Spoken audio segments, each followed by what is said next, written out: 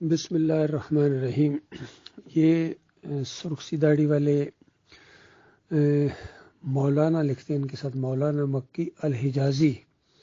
جو میرے خیال میں مدینہ منورہ میں مسجد میں بیٹھ کے درس بھی دیتے ہیں اور زیادہ تر سوالوں کے جواب دیتے ہیں، اور عام طور پر یعنی مزاحیہ انداز سے کتنی باتوں کو گول مول بھی کر دیتے ہیں اور بس ہنسا دیتے ہیں۔ ذرا بھی ان کو اللہ کا ڈر اور خوف نہیں ہے۔ اس بیان کے اندر ذرا دیکھیں کس طرح یہ عقیدے کی خرابی کے اندر مبتلا ہے اور قرآن کا کتنا مذاق اڑایا ہے انہوں نے۔ یہ ذرا خود سنیے، پہلے ان کی آواز آپ پہچانتے ہوں گے، اس کے بعد انشاءاللہ میں اس کے اوپر تبصرہ کروں گا۔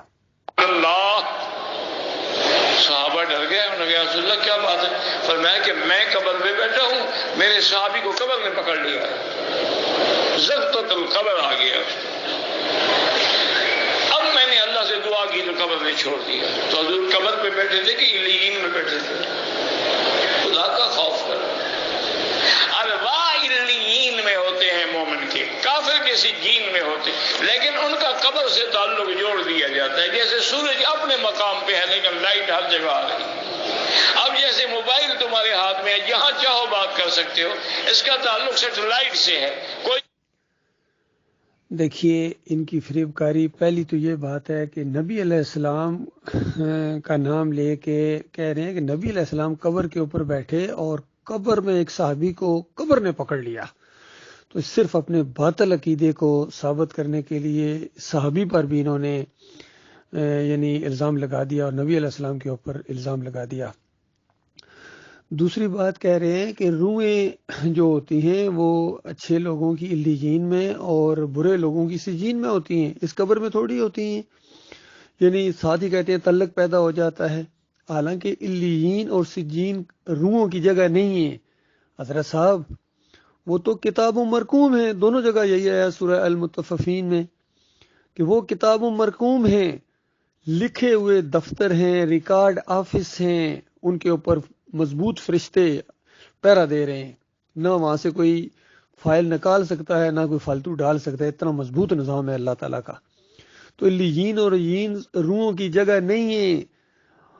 وہ لکھے ہوئے دفتر ہیں، لیکن یہ حضرت صاحب کہہ رہے ہیں کہ وہاں روحوں کی جگہ ہیں، اور پھر ساتھ ہی کہہ رہے ہیں کہ ان کا تعلق اس قبر کے ساتھ جوڑ دیا جاتا ہے۔ یہ تعلق آپ نے جوڑا ہے حضرت صاحب، مولوی صاحب۔ اللہ تو کہتا ہے کہ وَيُمْسِكُ الَّتِي قَضَىٰ عَلَيْهَا الْمَوْتِ، جس کے اوپر موت کا فیصلہ نافذ کیا جاتا ہے اس کی روح کو روک لیا جاتا ہے۔ کہیں فرمایا اموات غیر احیاء، یہ مردے ہیں، ان کے اندر زندگی کی رمق تک باقی نہیں ہے، کوئی تعلق نہیں ہے۔ اصل میں سعودیوں کی تفسیر کے اندر یہ چیز چونکہ لکھی ہوئی ہے، سورہ نحل کی 20 اور 21 نمبر آیت کی آپ تفسیر پڑھیں تو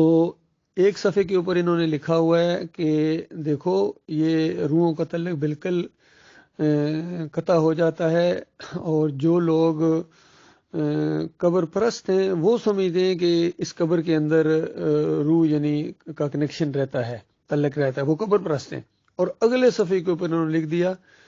کہ ابن کثیر کہتے ہیں کہ روح دوری کے باوجود ایک تعلق قائم ہو جاتا ہے اس قبر کے ساتھ۔ تو دیکھیے جب قرآن کی تشریح کر رہے تھے تو بالکل صحیح بیان کر رہے تھے سعودی،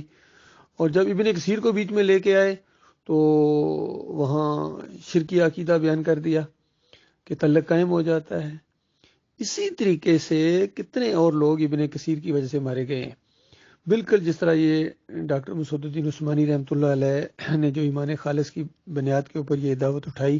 اور ایک جماعت قائم ہو گئی،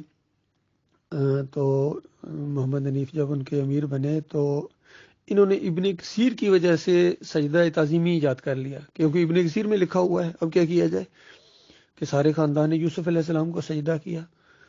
تو یہ سارے اس سجدے کے شرک میں مبتلا ہیں اور اس قبر پرستی کے بھی شرک میں مبتلا ہیں۔ یہاں یہ مکی صاحب کہہ رہے ہیں تعلق قائم ہو جاتا ہے، اور مثال وہ دیتے ہیں جو عیسائی دیتے ہیں، عیسیٰ علیہ السلام کو اللہ کی ذات کے اندر شامل ہونے کی جو مثال دیتے ہیں، کتنی دفعہ میں نے سنی ہے ان کی مثال، کہتے ہیں دیکھو بھائی سورج ہے، اس میں سے لائٹ بھی نکلتی ہے اور روشنی بھی نکلتی ہے، اسی طرح تین ہیں بس ایک ہی ہے، تو تین کو ملا کے ایک، تو بالکل وہی مثال مکی صاحب دے رہے ہیں کہ جس طرح سورج کی لائٹ اوپر ہوتی ہے تو یہ نیچے آ جاتی ہے، جس طرح کنیکشن کام ہو جائے، کوئی مثال بھی ڈھنگ کی دو، بے ڈھنگ ہو، سر پھیرو، پھر ایک اور مثال دے رہے ہیں، جس کہتے ہیں ٹیلی فون سیٹلائٹ سے جڑا ہوا ہے، وہ یہ تو اسباب ہیں، یہاں تو ریز کا چکر ہے، یہ سارا معاملہ یہ تو سیٹلائٹ کے ذریعے واقعی جڑے ہوئے ہیں، لیکن روحیں سیٹلائٹ کے اوپر نہیں ہیں، وہ برزخ میں ہیں، اور برزخ میں نہ کوئی جا سکتا ہے اور نہ وہاں سے کوئی ریز آپ کی طرف آ سکتی ہیں، کوئی کنیکشن قائم نہیں ہو سکتا ہے۔ باقی جتنے لوگوں نے کنیکشن قائم کیے ہیں، انہوں نے بے دینی پھیلائی ہے، چاہے وہ شاہ ولی اللہ ہوں، وہ کہتے ہیں قبر کے اوپر جا کے قبر والے کے ساتھ کھڑے ہو جاؤ اور اللہ کی ضربیں لگاؤ، اور پھر اس کے بعد کال مل جائے گی، پھر برزخ کے احوال پوچھو، قیامت کے احوال پوچھو مردے سے، اور اس طریقے سے تم اس کے ساتھ بات چیت کر سکتے ہو۔ بالکل جھوٹی باتیں ہیں، یقین کیجئے، شرک پھیلایا انہوں نے۔